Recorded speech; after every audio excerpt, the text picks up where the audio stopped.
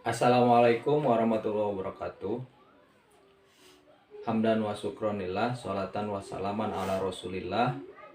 Puji dan syukur alhamdulillah, kita bisa bertemu lagi dengan saya Pak Arif dalam perkuliahan Al-Islam Studi Hadis.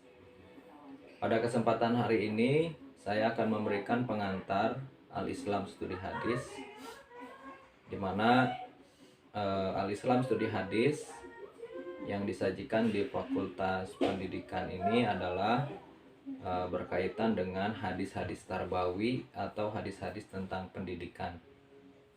Adapun capaian pembelajaran perkuliahan ini ada dua. Yang pertama, dalam jangka waktu dekat, Al-Islam Studi Hadis atau Al-Hadis ini menjadi bekal bagi teman-teman untuk menulis karya tulis ilmiah, yaitu skripsi, di mana dalam skripsi kita punya ciri khas, yaitu dalam landasan pemikiran atau dalam latar belakang masalah kita bisa mencantumkan hadis yang relevan dengan penelitian yang akan kita teliti. Biasanya 2-3 hadis harus dituliskan sebagai penguat, walaupun bukan sebagai sebuah teori, tapi hadis ini adalah sebagai salah satu landasan untuk menguatkan pemikiran kita sebagai seorang pribadi muslim dalam profesi kita sebagai seorang pendidik.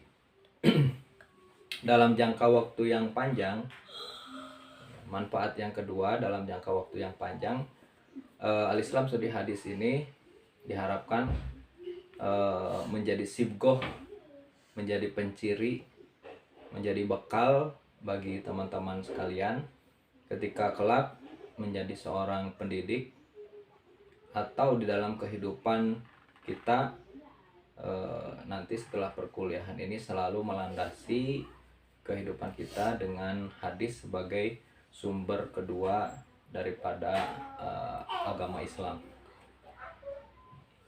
Baik, mari kita mulai perkuliahan kita dengan bersama-sama membaca basmalah. Bismillahirrahmanirrahim. Baik teman-teman sekalian, hadis secara etimologis, secara bahasa, asal katanya dari hadasa, artinya baru ya. Artinya hadis ini adalah sumber hukum Islam yang baru, karena pada masa Rasulullah sumber hukum Islam itu hanya satu, yaitu Al-Quran saja. Hadis baru dibukukan ketika Rasulullah wafat, kemudian ulama mulai menjadikan kehidupan Rasulullah ini adalah sebagai salah satu pedoman hidup selain Al-Quran, sehingga disebutlah hadis sebagai sumber hukum yang baru setelah Al-Quran. Secara terminologi, secara bahasa, hadis berarti ma udifa ilan Nabi Sallallahu Alaihi Wasallam min qaulin au fi'lin au takririn. Hadis adalah segala sesuatu yang disandarkan kepada Rasulullah Sallallahu Alaihi Wasallam min qaulin, baik berupa ucapan, au fi'lin atau perbuatan, au takririn atau ketetapan. Saya ulangi, hadis adalah apa yang disandarkan oleh kepada Rasulullah Shallallahu Alaihi Wasallam dari ucapan, perbuatan maupun ketetapan. Dari terminologi ini, maka kita bisa memahami bahwa setidaknya hadis itu ada 3 macam hadis. Yang pertama yang disebut dengan hadis qauli atau hadis ucapan. Biasanya hadis ucapan ini adalah hadis ucapan Rasulullah Shallallahu Alaihi Wasallam. Misalnya, qala Rasulullah Shallallahu Alaihi Wasallam. Rasul Shallallahu Alaihi Wasallam bersabda. Nah, ketika ada qala Rasulullah Shallallahu Alaihi Wasallam, maka hadis ini menunjukkan bahwa hadis ini adalah hadis qauli, hadis ucapan. Ya. Kemudian yang kedua, Merujuk kepada terminologi hadis tadi, maka dapat kita pahami hadis yang kedua adalah hadis fi'li atau hadis perbuatan. Hadis perbuatan biasanya ditandai oleh cerita para sahabat bagaimana bagaimana Rasul bersikap ketika hidup. Biasanya hadisnya tidak berbunyi kola atau hadasana, tapi lebih kepada cerita misalnya kana, ya, kana Rasulullah Shallallahu Alaihi Wasallam. Saya melihat Rasulullah Shallallahu Alaihi Wasallam, atau bahwa Rasulullah Shallallahu Alaihi Wasallam misalnya idza qoma ila sholati istaqbalal kiblah, apabila hendak sholat beliau menghadap ke kiblat. Misalnya cerita tentang Rasul menghadap ke kiblat. Nah, biasanya hadis-hadis yang berdasarkan cerita dari sahabat ini itu menunjukkan kepada bagaimana Rasul berbuat, atau yang disebut dengan fi'lun nabi atau perbuatan nabi. Hadis ini kemudian disebut sebagai hadis fi'li. Ada juga hadis yang disebut sebagai hadis takriri, yaitu hadis ketetapan. Ketetapan Nabi Shallallahu Alaihi Wasallam dalam memutuskan suatu perkara. Nah, ini kemudian menjadi hadis, ya, menjadi sebuah ungkapan yang bisa dijadikan rujukan. Ya, misalnya ketika Rasulullah Shallallahu Alaihi Wasallam mengutus Mu'adz bin Jabal untuk menjadi hakim, untuk menjadi guru di suatu daerah. Kemudian Rasul Shallallahu Alaihi Wasallam bertanya kepada Mu'adz, kaifa tahkum, bagaimana engkau menetapkan sebuah hukum nanti di daerah baru itu. Kemudian Mu'adz berkata, saya akan menetapkan berdasarkan kitabullah, berdasarkan Al-Quran. Kemudian Rasul bertanya lagi, bagaimana kalau tidak ditemukan dalam Al-Quran?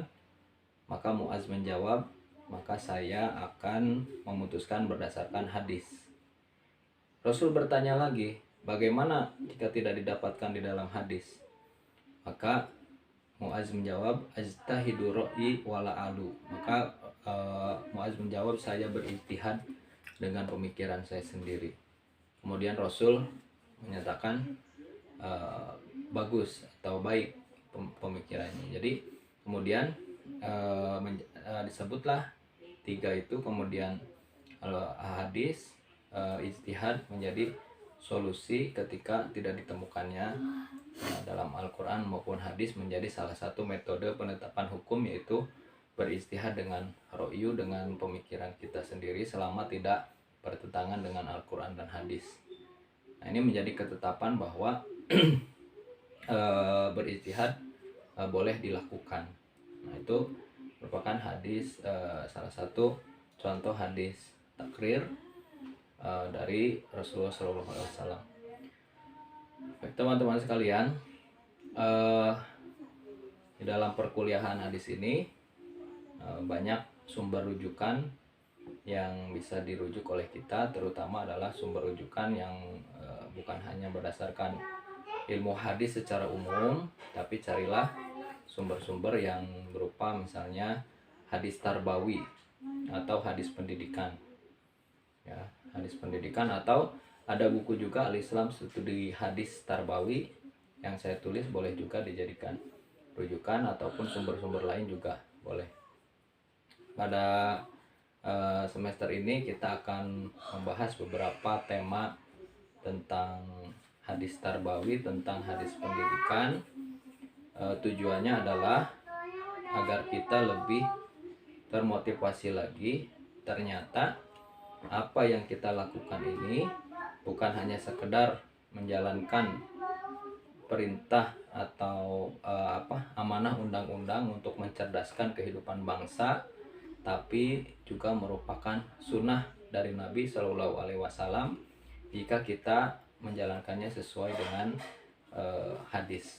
Makanya penting bagi teman-teman untuk mempelajari secara mendalam perkuliahan Al-Islam Studi Hadis dengan tema-temanya yang nanti kita akan bahas ke depannya. Itu saja sebagai pengantar. Mudah-mudahan Kita bertemu lagi di lain kesempatan. Apa yang sudah saya sampaikan tadi bisa dibuat sebuah resume atau catatan perkuliahan untuk tugas pertemuan kita hari ini, dicatat di buku catatan teman-teman poin-poin intinya. Nah, kemudian dipoto hasilnya, kemudian diserahkan kepada dosen pengampu. Terima kasih, sampai ketemu lagi. Mohon maaf atas segala kekurangannya. Nasrul minallah wa fatun qorib wa basiril mu'minin. Wassalamualaikum warahmatullahi wabarakatuh.